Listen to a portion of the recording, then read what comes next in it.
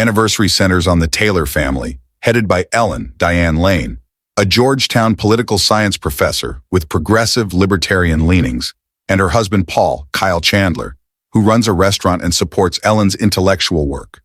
They gather their 4 adult children for a big celebration, their 25th wedding anniversary.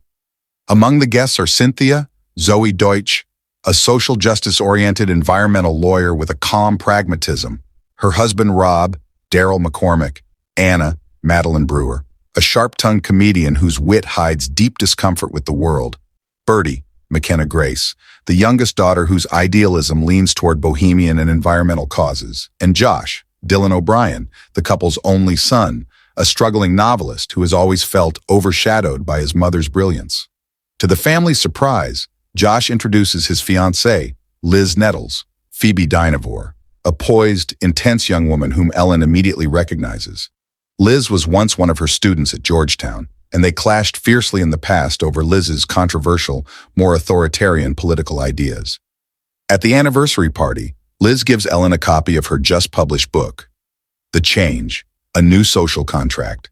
The gesture is deceptively warm but loaded. Inside the family, tension simmers. Liz's book, which frames the change as a unifying intellectual movement, becomes a touchstone for conflict. Although it claims to transcend traditional partisan divides, it bears unmistakable signs of consolidation and control, signaling a growing ideological movement that promises reform but flirts with authoritarianism. Ellen is deeply unsettled. This is not just political opposition, but something personal. Liz's ambition feels intertwined with her relationship to the Taylor family, especially to Josh, who seems more confident, proud, and even arrogant than before. Over the next 2 years, the change gains significant traction. Liz becomes a public figure, backed by a powerful organization, the Cumberland Company, that gives her platform, resources, and influence. Liz and Josh marry, and she becomes pregnant with twins, a symbol, perhaps, of her investment in legacy and personal power. Their rise is mirrored within the Taylor family by fractures. Cynthia, Ellen's eldest daughter, is skeptical and distant. Anna, once critical but distant, finds herself increasingly threatened by the change and begins performing politically coded comedy that draws backlash. Bertie, idealistic and scientific, watches with concern as Liz offers her a job in a virology program under the auspices of the change-backed Cumberland organization. A move that feels generous, but also manipulative.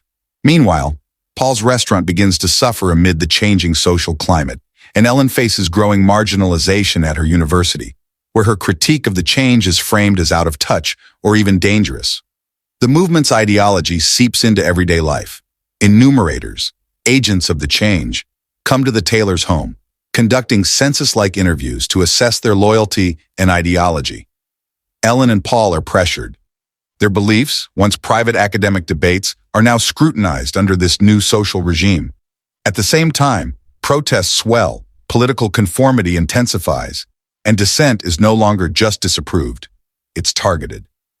Anna is beaten for mocking the change in her act.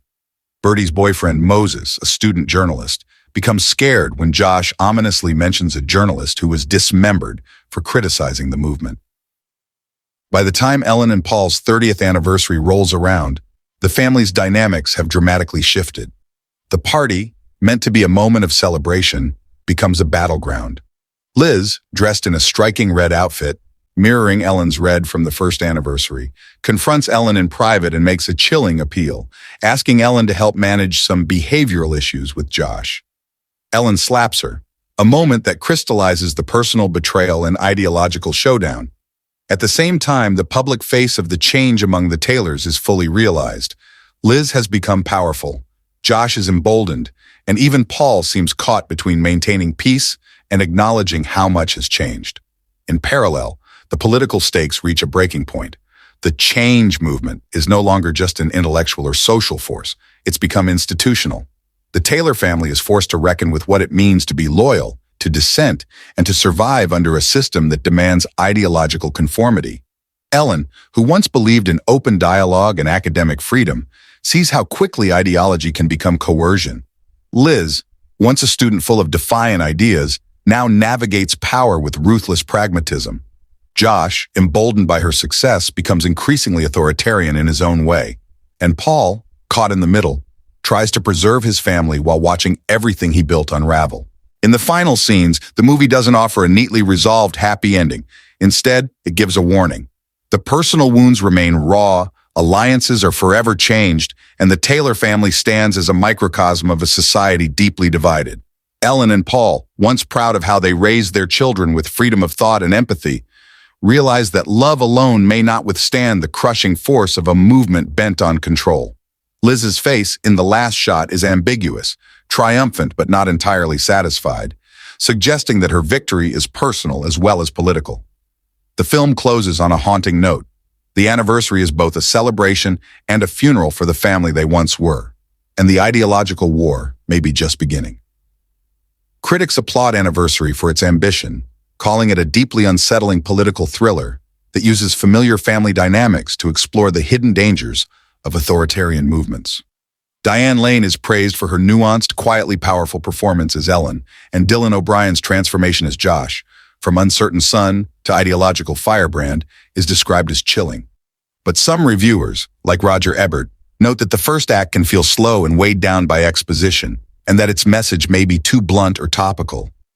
Others argue it sacrifices subtlety for urgency, though many agree its timeliness and emotional stakes make it a provocative, deeply resonant film.